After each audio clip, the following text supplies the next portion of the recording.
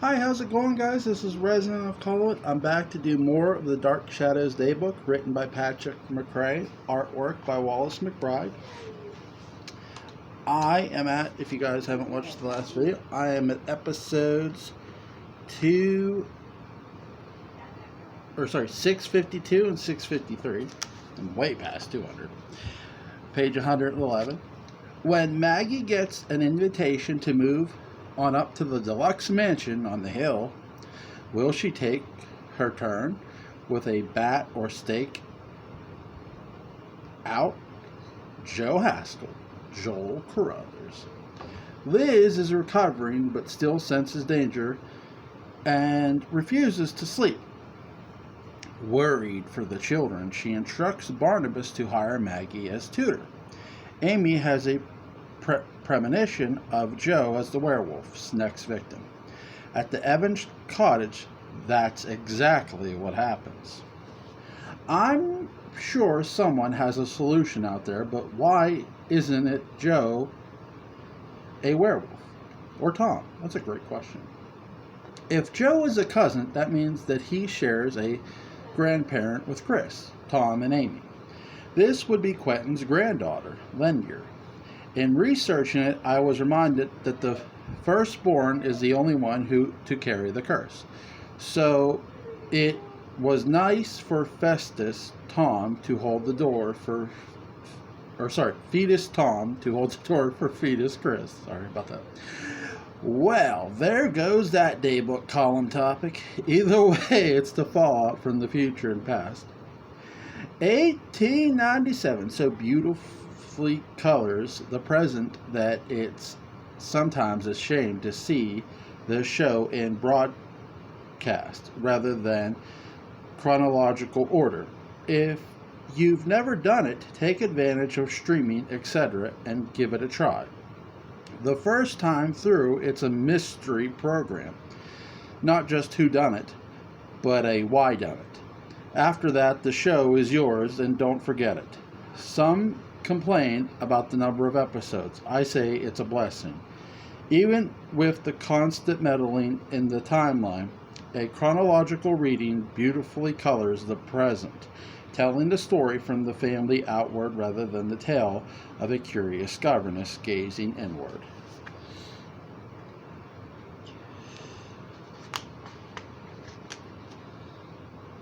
Sure, I'm not skipping here. To do that is a madman's campaign. So here is an incomplete and inaccurate list to help you. The show jumps around a lot, and this will violate the warranty, but try it anyway. Dark Shadows in chronological order. So, here guys, I'm going to show you something with Patrick's meaning. Let's see if I can back that up and it clears. I don't know if you guys can make out I'll read the numbers, but I want to show you, he did put the numbers in there. 1,140, 1,144, 11690, 365. These are the episode, by the way, what he's talking about. 460, 1,000, 1795. So sorry, my mistake. There's episodes and there's years. So the episodes at the top are 1,140, 1,144. That's the year 1690. That's when they're in the past. That's 1690. That's when they're doing the trial thing with Angelique. Episode 365 through episode 460, and episode 460 through episode 460, 1795. Episode 623, which is an individual episode, 1795. That's where the episode is, the year is what he's meaning. 662 through 666, 1795. Episode 885 through episode 887, 1795. Episode 938, 1795. Episode 1110 through episode 1198. 1840. Episode 701 through episode 885, 1897. 1897 is lengthy too. Episode 900, 1949. Episode 1 through episode 365, dash 400, episode 461 through episode 701, 1966. Episode 888 through episode 980, 1969-1970. Episode 1071 through episode 1109, 1970. Sorry. Episode 1061 through episode 1070, 1995. 1995 is interesting. The closet I came to, the closest I came to attempting this is when I wrote the Collins Chronicles in 2014, and began the series with the 1795 flashback. Jumped to Barnabas being released in 1967, and then when Vicky went through time, I jumped ahead to her return. This puts everything from Barnabas' point of view. Hard to think of it any other way. After this episode finds us focusing on Maggie, Joe, and unseen characters like David and Vicky are all knit up in the changing of the territorial guard. Maggie is finally in the house as governess, despite any given qualifications. Other than availability and already being on contract at ABC, my assumption is that Maggie has a really weird degree from a semi-unaccredited college run by one of Sam's beatnik friends, which admirably prepared her for a career in diner operations. I'm sure David and Amy hear the word hegemony a lot. Do you know why Vicky is a jerk? Because she took her job. It had to be the hottest gig in Collinsport, despite and because of having to live at Collinwood. Yeah, locals claimed it was cursed. You know what else is cursed? Poverty. I'm sure Roger dropped hints about it every time the check arrived at the table. Free coffee and pie for years, folks, and that's how the rich stay rich. Ultimately, it's been a long time coming. The show has almost always been confused about its primary female protagonist. My vote for Liz is for Liz, actually. Yes, ostensibly Vicky. But the minute the Josette portrait was cast, the focus shifted off of her, even after Kathleen Lee Scott played the part for months in a flashback. They unsuccessfully tried to shoehorn Vicky. And as having the spirit of Josette, whatever that means, untimely, not as much as they'd hoped. Looking at the early episodes, it's curious to think of a time when Josette was the only supernatural presence, or at least the only one with a distinct personality. It's only after 1795 that we realize how many competing specters are potentially haunting the joint. Betha Mepis, Abigail, Naomi. Yeah, Naomi. Where's her ghost? The First Lady of Collinwood died on site. Not even on/off Widow's Hill. The more the producers try to retrobond Vicky and Josette, the more diffuse the character becomes. Meanwhile, Maggie says pop a lot, drinks Cuba Libres at the Blue Whale, and waits for her promotion. When it happens, you can immediately feel that there's a slightly more hip and aware vibe in the offing. When Barnabas gives her the news The show employs one of its cleverest editing tricks for a program with a very deliberate, realistic, predictable editing style. This feels like something out of A Hard Day's Night about 10 minutes in. Barnabas is on the phone in the drawing room telling Maggie and Joe about Vicky's disappearance. Barnabas gives the news and quickly fades to a shot of the couch where Joe with Maggie is reacting as if in the same thread of conversation. This is on one of the show's fastest transitions in time and in sophisticated piece of storytelling for the program.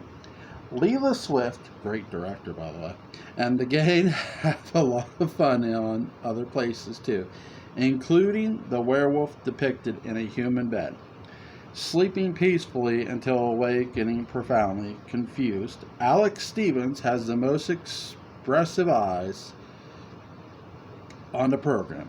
If I were a werewolf awakening tucked in on a bed, I'd have the same reaction. After awakening like this, he has little choice but to attack Joe Haskell.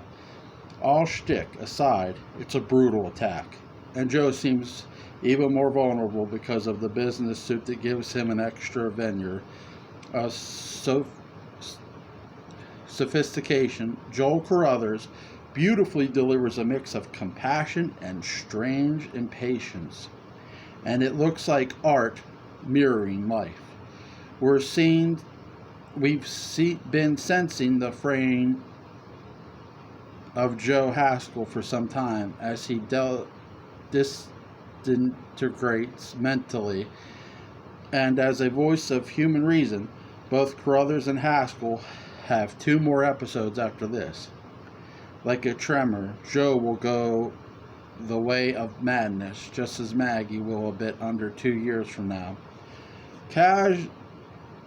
Casualties to mixing it up with immortals. It's the price of being like people at Collingwood. Vicky paid it by murder and marriage in another century. Joe and Maggie will pay it at Wincliffe. This episode was Joe's breaking point. It was also Maggie's. It will just take her and her optimism far longer to pay the price. That's the cost of admission to a new world of gods and monsters. Joe is neither. He is, in fact, us. He's normal. Episode 660. Barnabas may be able to defy the centuries to save Victoria. But can he defy Julia? Grayson Hall. At the command of Quentin's ghost, David plants a haunting photo sprung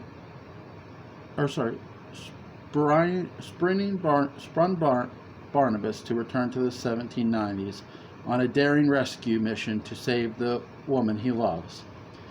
Finding purpose, it's an honest for everyone. For Barnabas, even more so, and the sheer amount of dark shadows makes it more than possible for him to explore that question. It makes it essential. At a certain point, what else are you going to do with these people for hundreds of hours? They can't drink brandy and talk about a pen forever. For the first time, we really see Barnabas contending with living in the past and present at once.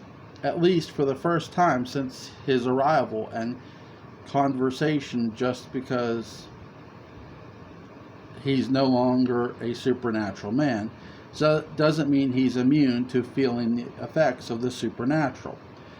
The show opened the time travel can of worms when Barnabas was first unleashed. Unusual time travel, but time travel nonetheless. We are all time travelers in a very similar sense, just on a different scale. One of the reasons the show resonates is that the past is always living with us and living us whether we like it or not. Conventional wisdom tells us not to focus on that. It's pointless, but Barnabas has no choice. And here he's confronted with a chance to do something about it.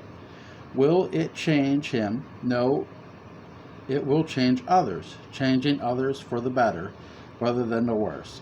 It's perhaps one small way that he can make cosmic amends with Nicholas Blair out of the way. Barnabas is on the other side of intimidation after he smashes the equipment to revive Eve. We see a different character while the past 30 or so episodes have been warm-up. Now Barnabas, at his best and fullest, is striding into the field. An appropriately timed entrance, taking the baton from the retiring protagonist. Fitting it should happen in 1796, the year he left his home, and the year he finally found hers. The year she finally found hers. Both in a life after death, after life. The show rarely details in parallelism and metaphor, but it reaches for something beautifully sophisticated here. Julia takes on the role of parent, telling Barnabas again and again that he can't will himself through time. Similarly, Barnabas tells the children they can't go to Boston. David becomes a strange coincidence for Barnabas when he complains that adults get to do as they please. Barnabas says that it only seems this way, and we hear a tumbler click open. Either he gives a life of free will or the life of an intimidated child. The choice is obvious. He's not going to be intimidated by his own past.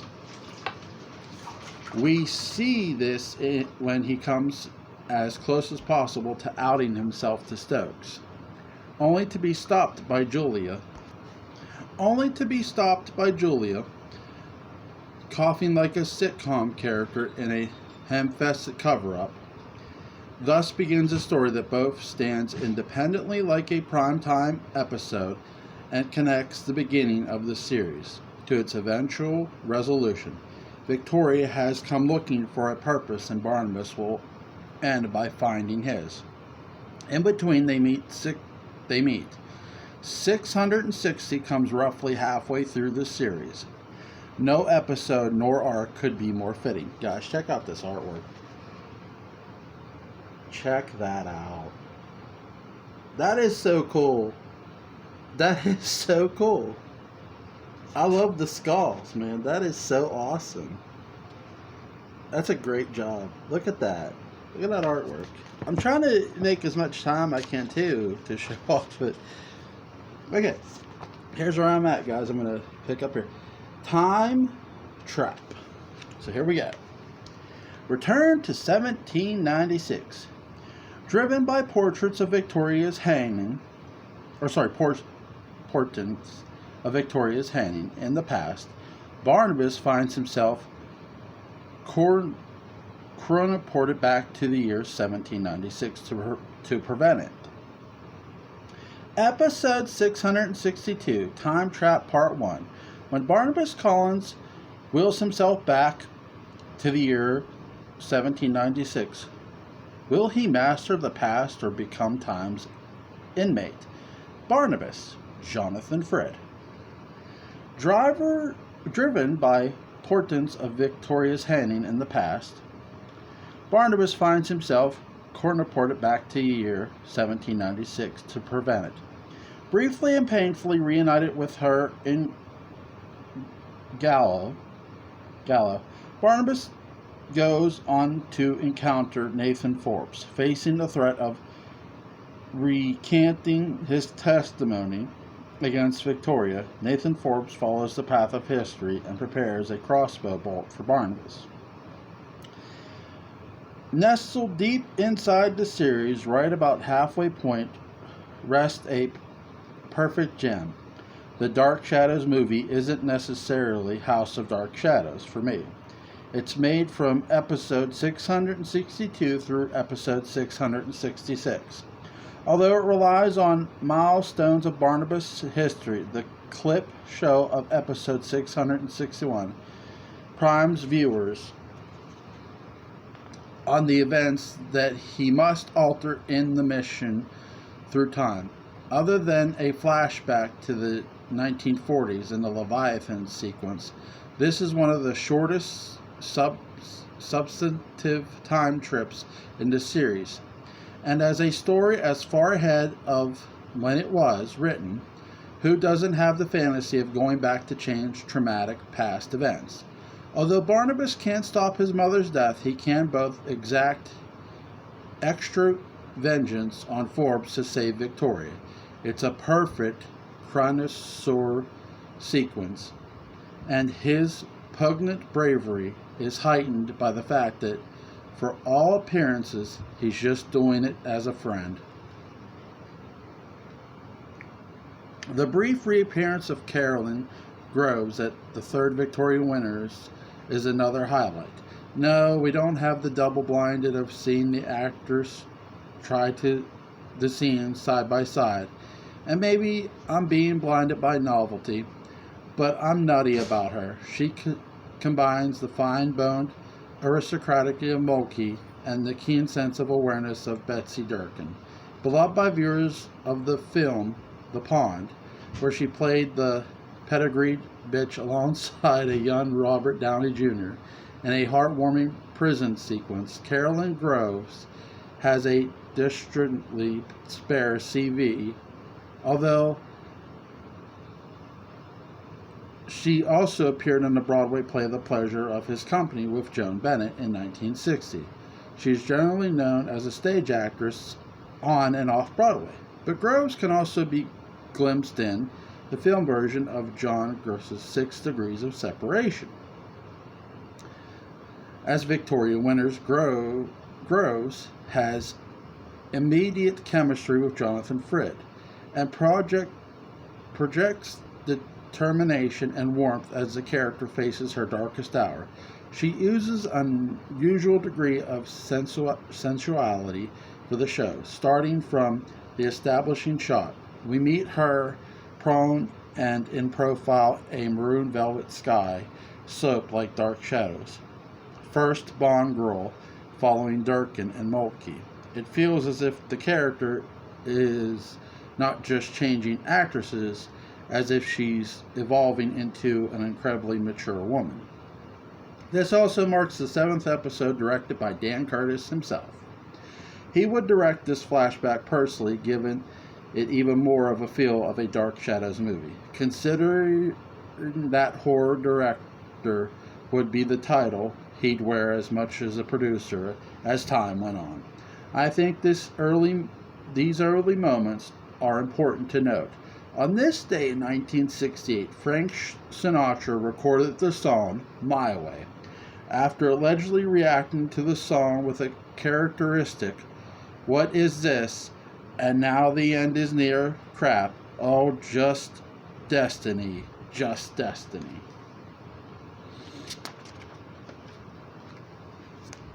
Episode 663. Time Trap Part 2. Can Barnabas Collins rewrite history before the woman he loves faces the gallows? Ben Stokes. There, David. Barnabas taunts Forbes with his disembodied voice, avoiding the crossbow bolt completely. He then enslaves him as the vampire master and forces him to recant his accusations toward Victoria.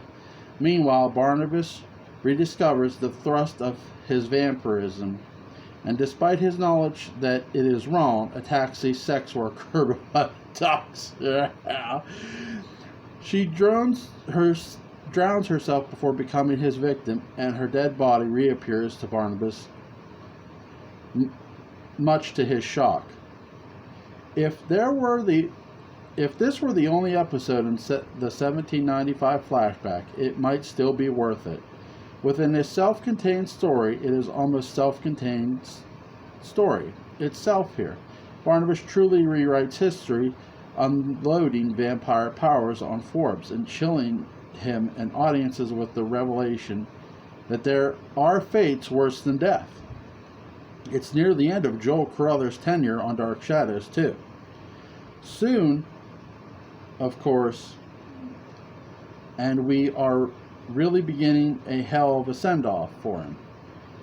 Barnabas again struggles with the rediscovered torments of his vampiristic nature, and it's an ambiguity that's handled alternatively with size and subtle by Jonathan Frid. Notably, Dan Curtis is really mastering pulling off grisly or supernatural moments off camera. So far, he had Barnabas vanish by pushing in on Carruthers' astounded expression, and then pulling back out to find Barnabas is gone. And now he does the same trick, but with the drowning of Crystal, the dockside sex worker, who kills herself rather than become a victim of the vampire. The return of her marks a great button and cliffhanger. On this day in 1968, a squad Viet Cong guerrillas attacked the U.S. Embassy in Saigon as part of the Tet Offensive. Episode 664, Time Trap Part 3. On a one-man mission to change the course of history, Barnabas Collins isn't alone, and his greatest enemy may be the newest ally, Angelique Collins, Laura Parker. Crystal's body is delivered to Barnabas by Angelique, a woman fresh from hell, and ready to settle down in the air to which he's been sentenced by Diablos. She's there to save Vicky's life, wanting only Barnabas. Elegance in the bargain. With no time to fret, he agrees. However, at the execution, Victoria dies. Later, over her body, Angelique savors her plans to come. This may be the most shocking episode in the arc. It changes both the tone and stakes of the Dark Shadows universe. And it does so with the usual atmosphere and economy. If DS were made for HBO in 12 episode seasons, this is what I would feel like. Angelique retreats her blackmail toward Barnabas, and he has no more time to play Hamlet. Now he's Henry V. Here, seemingly cruel twist at the end gives the show one of its truly shocking and most unexpected moments, the hanging. Roger Davis really rises to the occasion with this one, balancing pathos and dignity with leading man applications with this one. Laura Parker, Laura Parker also seems to be having a ball, returning Angelique to her former powers. This story also demonstrates how fluid the rules of time travel would be for her, getting us ready for 1897. Interesting also is the chance to see the 1790s Josette with Vicky as the focus. I never really bought it until now, and Frid completely sells the shift in affections that generally makes Victoria central to the action of this era. Dan Curtis emerges in this episode as the most aristocratically daring of the Dark Shadows directors. Of course, it's good to be the king. Never before in color have I seen an episode use candles and the suggested source lighting to create such mood and sense of the air. More than the costumes, Curtis' lighting conveys the 1790s with a rare verisimilitude. The makeup crew was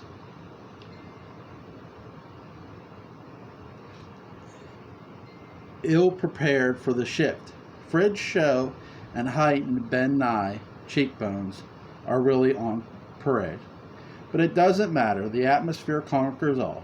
Taking charge of his complete toolbox, his love of close-ups combined with the camera that often moves if it were prowling animal betrays the alpha swagger and relentlessness for which Dan Curtis was famous. On this day in 1969, Alan Sherman musical romp concerning his recent divorce opened on Broadway for a whopping 4 performances, despite starring the screen's first James Bond. Barry Nelson Sherman is best known for his album My Son the Nut. Regards from Camp Grenada. Episode 665. Time Trap Part 4. On a crusade to save the life of a woman he loves, can Barnabas Collins spare the life of the monster he hates? Victoria Clark, Carolyn Groves. Angelique explains to Barnabas that Vicky was under her protection when she hanged and would come back to life. True, false, doesn't matter. Barnabas and Ben have had it, and simply burn Angelique to cinders. Good riddance. Turns out Vicky is alive and tearfully leaves Barnabas with Peter Bradford to go west, where medical care is even worse than on the East Coast. She still doesn't understand. Meanwhile, Countess Natalie and Millicent discover that Barnabas is a vampire. As Barnabas' sentimentality parts from Ben, with orders that he be chained alive, they summon Nathan Forbes. The trio enters the secret room in the mausoleum, lifts the coffin lid, and slams a stake downward. If all of Dark Shadows moved at the pace of decisiveness and economy of 1665, Sam Gordon, Ron, Joe, Violet, and Malcolm would have needed suits at Wyncliffe within a week. It's a marvel to behold. I think twice as much happens in these 23 minutes than in the first 23 weeks of the show's run. You know, back when it felt like it took Liz 5 episodes just to answer the phone. It is a marvel of satisfaction putting on I'll always remember you, Scarecrow. Finality to the story of Victoria Winters while giving Barnabas a new life as the Rick Blaine of the occult will always have Collinsport. So many great moments of bait and switch. The writers have built a Disneyland of continuity and expectations, and 1665 is an e-ticket ride, and the last turn is a doozy because it's seemingly not a bait and switch. We think Barnabas will see himself up to die. He won't. We think Vicky's dead. She's not. We think Angelique is triumphant because indecisive old Barnabas couldn't possibly have had his limit of her shenanigans to the point that he's happy to burn her alive. She isn't, and he is. And he goes on. The episode is punctuated by Nancy Barrett's most surreal performance, suggesting that Millicent may indeed be insane rather than idiotic. As the episode ends, Dark Shadows presents emotional payoffs on a Wrath of Khan scale and frequency. See Barnabas burn Angelique alive. See his heart collapses as the optimism that she transcended death turns into resigned acknowledgement that she's in Peter Bradford's arms. If Barnabas's upper lip were any stiffer, they could use it as a straight edge. Then the goodbyes. Vicky to Barnabas, Barnabas to Ben. People leaving love behind for total, abruptly and totally logical reasons, which is always the way. And finally, just when you're used to the episode pulling fast ones, Barnabas is staked. Or is he? It ends with a boom heard round ABC for good reason. 1796 is over, as is most of the emphasis on Josette and Angelique. All of that is behind us. Barnabas has almost put his past to rest for good. It's time to move forward to 1897. On this day in 1969, Time magazine actually got it right when they declared the crew of Apollo 8, which orbited the moon, as the Men of the Year.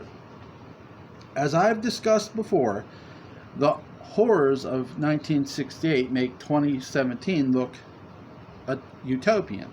That incredible, insane risk rifle trip defied the premonition that would define the 1960s. Still, chowderheads at the time contend that they were wasting money by sending men to the moon.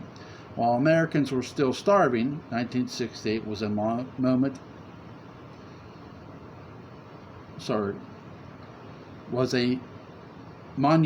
to tragedy. If you're going to throw money away, let it be in defiance to that. In the name of hilarity, go look up why Apollo 8 was called the Vomit Comet. One more reason these guys are heroes. You spend a week in space surrounded by Frank Borman's bodily fluids and see if you don't feel heroic by surviving. Guys, check out this artwork. Check that out. I love the scissors, the detail, the hair. I love that. I'd love to ask if that's supposed to be Sarah. I wonder. It looks great, by the way. I love that artwork.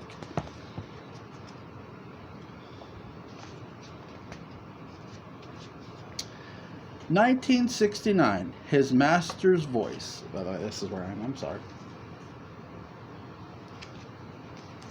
1969, his master's voice. David's life is plunged into peril when the laughing wrath of Quentin Collins drives the family from Collinwood. Episode 677. Chris survives his night in the house of the dead, but will he survive Julia's offer to help his condition? Chris Jennings, Don Briscoe. After returning from a night secure with the mausoleum, Chris arrives home to find Julia expressing her doubts about helping him. After bribing away a spying David with soda, Chris later ingests poison laced into his drink by an invisible hand.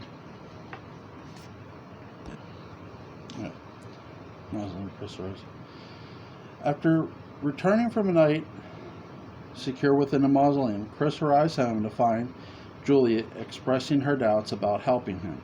After bribing away a spying David with soda, Chris later ingests poison laced into a drink by an invisible hand. Okay, sorry. I reread that one, but is this the most compassionate episode of Dark Shadows ever? Hell, even the homicidal ghost is acting out of love. Everyone is compassionate except for David, the little psychopath, and if he weren't it would ruin the episode with cosmic inconsistency. He inherits a much-needed moment of ghoulish voyeurism into the proceedings, and it's darn right that Chris denies him a second soda as a consequence. Now, off with you. Davy, it's not so bad. Don Briscoe called you man, and that's about the highest honor I can think of after hearing David Selby ask, "You want to touch these?" "No higher." "No, not those either. The ones in the box." "Yeah, glued them on every day for 6 months. Weird, huh? Reminds me of the fake mutton chops on Dark Shadows." The only semi-holdout in the episode's kindness clue is Julia, again keeping the universe in order. When was the last time Chris Jennings brought her a Rob Roy and a steak sandwich at the Blue Whale, or even let her bum a gallows? Exactly. Next time, maybe you'll think about that when you come to her without of network complaints about lycanthropy. She thinks it's all in your head, and intimates as such to Barnabas before he reminds her that Dan Curtis is paying the light bill. I'm not sure what Chris Jennings did to earn Julia's casual sadism. Maybe she just assumes that he'll reject her too, and wants to get a head start. Julia and Barnabas parallel each other on the clock for morality here, both equally human, but on different sides. Barnabas emerging more and more from his shell of evil, and Julia seemingly retreating into hers.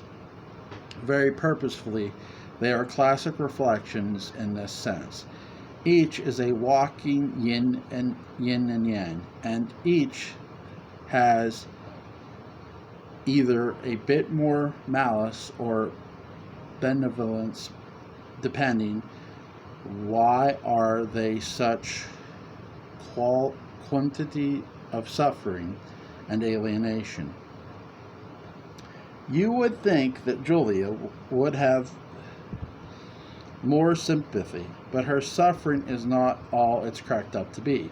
Yes, an unmarried woman in 1969 in a male-dominated profession.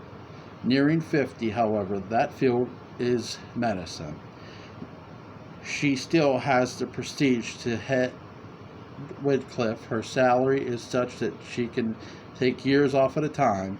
She's in the most advantaged demographic in the country. Most of all, she's human. Barnabas, on the other hand, is only recently human. He's sitting on nearly 200 years of an entered imprisonment and starvation, has been dragged centuries away from anything familiar, has taken at least a score of lives, and knows the ambiguity of trying to kill the people he'd normally join in a hunt against something like himself. So yes, he perhaps knows a little bit more about compassion in this regard. In a year, would Julia be a parsimonious with her affections? I don't think so.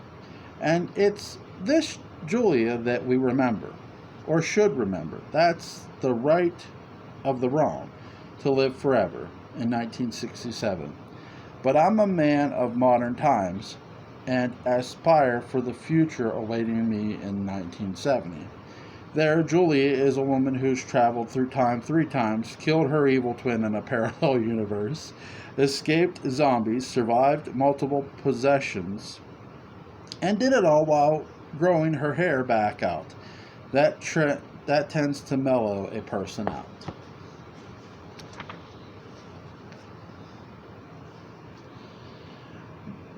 But when it comes to being a menace, no one fulfills that requirement like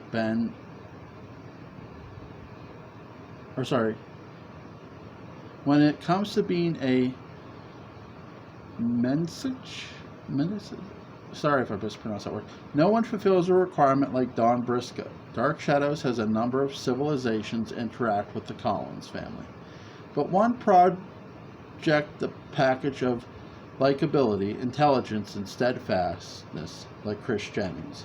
This matters. Barnabas has reclaimed this humanity in every sense. Normal stories would have tested the metal by helping someone of dubious intent, who would no doubt betray him. While it's true that this happens far, far too frequently in real life, in art, it is empathy shaming. Yes, empathy shaming. Yes, it builds conflict and an organic sense of drama. Even though, sense of drama. Even if it allows the spiritually stingy a moment of self-congregation. But Dark Shadows is virtuously at playing a long game. It doesn't even know is whirling around it. Barnabas must foster his renewed humanity by helping someone worthy of it. This justifies the act by doing it. This series will forever give him the one example of a good man that will challenge him when he wants to turn his back on a ne'er-do-well. That's the problem with cynics. They never meet one example. Alright guys, I'm going to wrap it up right there. When I come back tomorrow, I will be on episode 686. I will be back tomorrow for more read along of the Dark Shadows Daybook. I'm really enjoying the hell out of this. Link is in the description box. Written by Patrick McCray, artwork by Wallace McBride. Guys, this is amazing. This is awesome. I love it to pieces. I'm enjoying the hell out of it. I can't put it down. I really can't. Even if I wasn't reading this on my channel, I would still be reading this. I'm reading it out loud. So it's really great, guys. Go buy this. Even if you send Patrick a copy, he needs one. He needs one. It's amazing. It's really, I love it. So I'll see you guys tomorrow. So bye.